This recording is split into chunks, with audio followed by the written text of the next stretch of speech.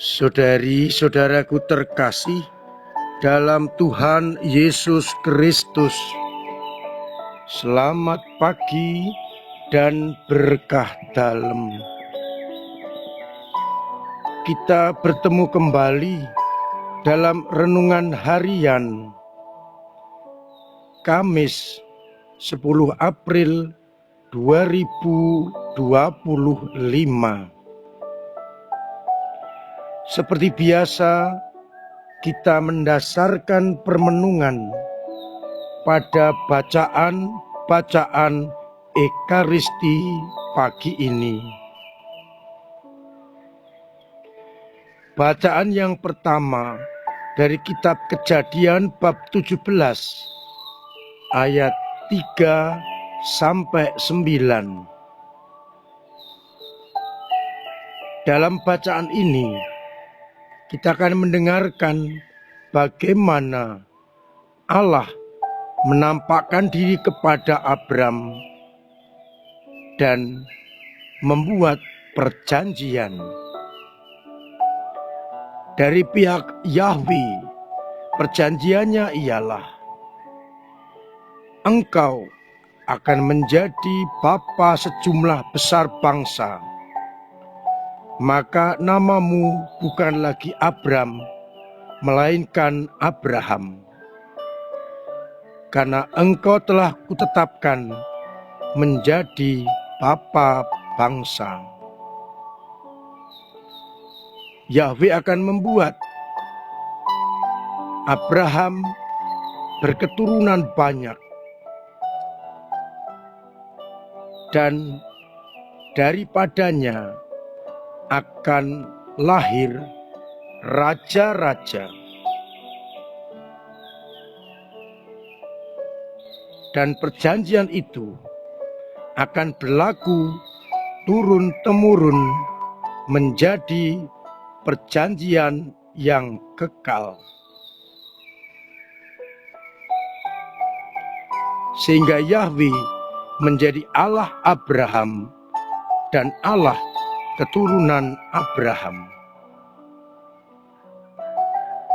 Diberikan tanah untuk didiami. Dan dari pihak Abraham dan keturunannya akan menjadi umat Allah. Mereka harus memegang perjanjian itu turun-temurun. Sedangkan dari bacaan Injil Yohanes bab 8 ayat 51 sampai 59. Yesus berbicara kepada orang-orang Yahudi juga mengenai Abraham. Jika orang menuruti firman-Ku, firman Yesus, ia tidak akan mengalami kematian, tidak akan mengalami maut sampai selama-lamanya. Namun orang-orang salah tangkap.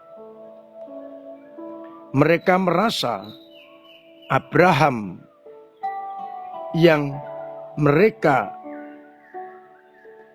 percaya sebagai nenek moyang telah mengalami kematian.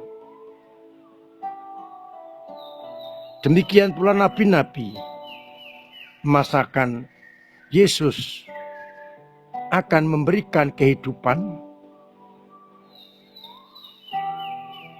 Namun menegaskan dia dipermuliakan oleh Bapanya. Karena dialah sang penyelamat. Jika orang mengimani dia, maka dia, orang-orang itu akan mengalami keselamatan.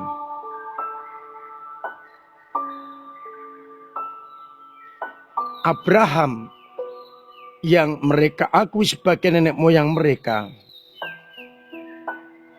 telah melihat hari-hari kebangkitan Yesus. dan ia akan bersuka cita. Meskipun demikian, mereka tetap belum mengerti apa yang dimaksudkan oleh Yesus.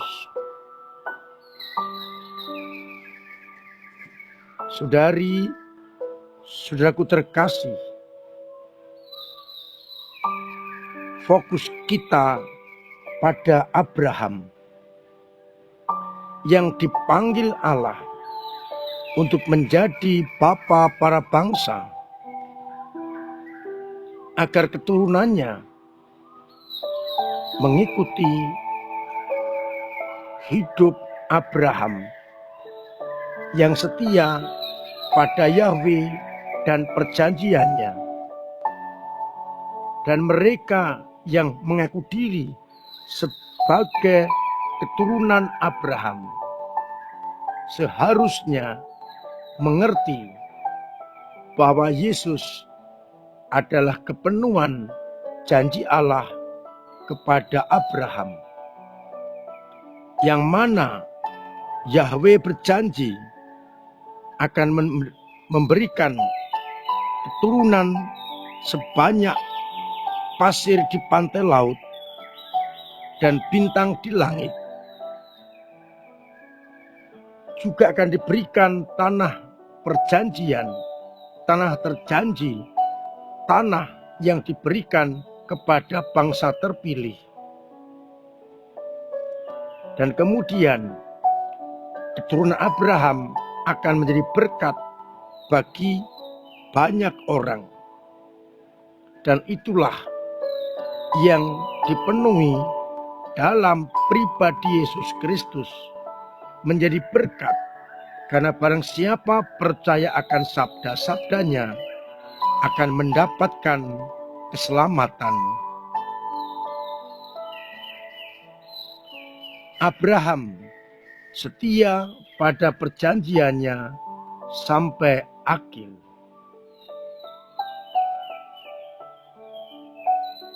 Meskipun mengalami berbagai tantangan, cobaan, iman Abraham tetap kuat. Dan ini menunjukkan bagaimana Abraham setia pada perjanjiannya dengan Allah. Maka ia berkenan kepada Allah. Seharusnya keturunan Abraham dan orang-orang yang mengaku diri sebagai keturunan Abraham menepati, menjaga, melaksanakan perjanjian Abraham dengan Allah. Tanah sudah diberikan, keturunan sudah dinikmati,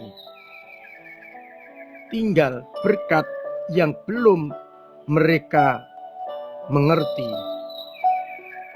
Dari keturunan Abraham akan datang yang menjadi berkat yang terpenuhi pada pribadi Yesus Kristus. Maka seharusnya keturunan Abraham itu sadar dan menerima Yesus sebagai kepenuhan janji Allah.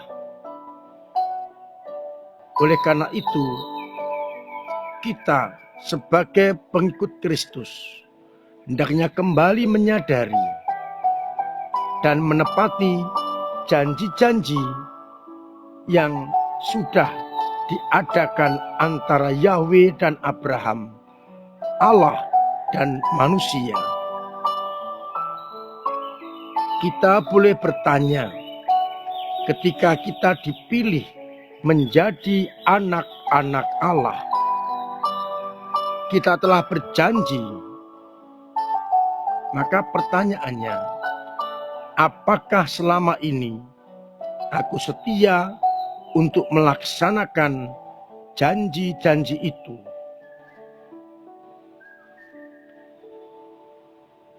kita dikuasai oleh kedagingan hidup dunia yang perlu kita waspadai, karena itu akan merongrong perjanjian kita dengan Allah. Allah hanya menuntut satu hal, setia pada perjanjian. Maka mari bersama-sama kita membuat niat yang baru untuk kembali setia pada perjanjian yang telah kita ucapkan ketika kita menjadi anak-anak Allah. Kalau kita setia kepada janji, kita hidup dalam kebenaran dan kita akan dijauhkan dari segala dosa-dosa kita. Semoga kita semakin dimampukan untuk setia pada perjanjian yang telah kita ucapkan. Tuhan memberkati kita sekalian. Amin. Marilah kita berdoa. Bapa yang penuh kasih, kami bersyukur kepadamu atas pilihan yang kau jatuhkan kepada kami untuk menjadi anak-anak-mu, sehingga kami beroleh kesempatan untuk kau selamatkan, asalkan kami setia pada perjanjian kami itu. Maka bantulah kami untuk tetap bertahan di dalam perjanjian, sehingga iman kami semakin kokoh. Bila iman kami jatuh, bila iman kami lemah, bila iman kami mandek bahkan hilang, berilah kami iman yang teguh, iman yang kuat untuk setia pada perjanjian, agar akhirnya keselamatan yang kau janjikan benar-benar kami rasakan. Semoga umat-Mu yang sakit Engkau sembuhkan, yang punya beban berat Engkau ringankan, yang punya persoalan Engkau bantu untuk mengurai, agar akhirnya hidup dan karya kami tetap mengikuti perjanjian-Mu.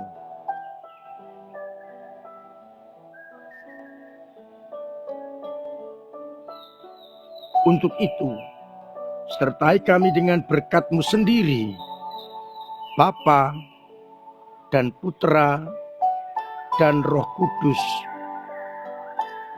Amin.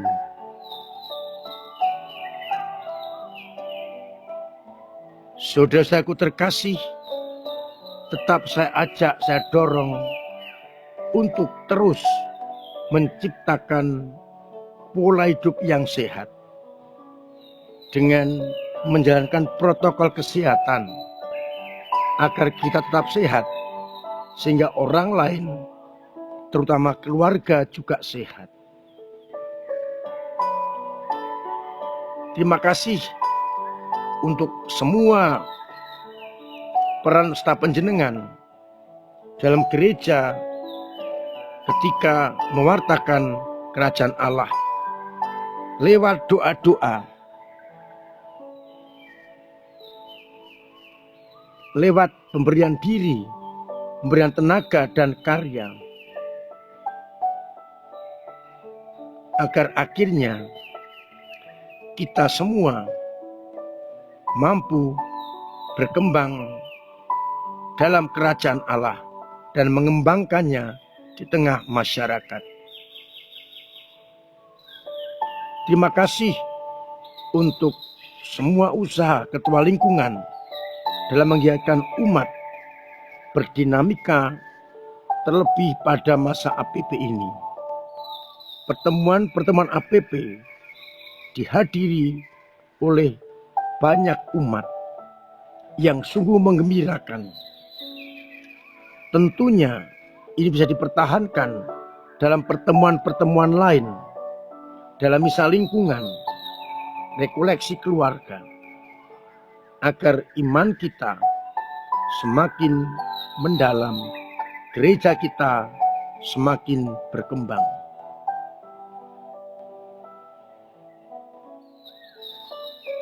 Semakin mendekat Pekan Suci, saya mengajak kita semua untuk terus memperbanyak olah rohani, mati raga, dan juga pertobatan, agar akhirnya kita boleh benar-benar menghayati misteri sengsara, salib, dan kebangkitan Tuhan kita Yesus Kristus.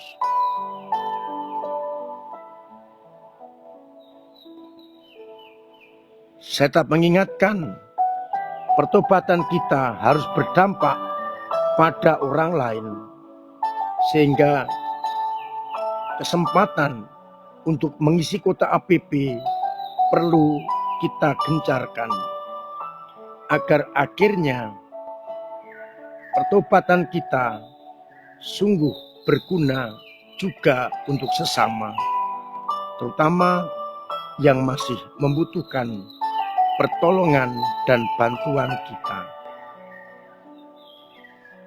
Akhirnya saya mengucapkan selamat pagi, selamat merenungkan, salam sehat, Tuhan memberkati.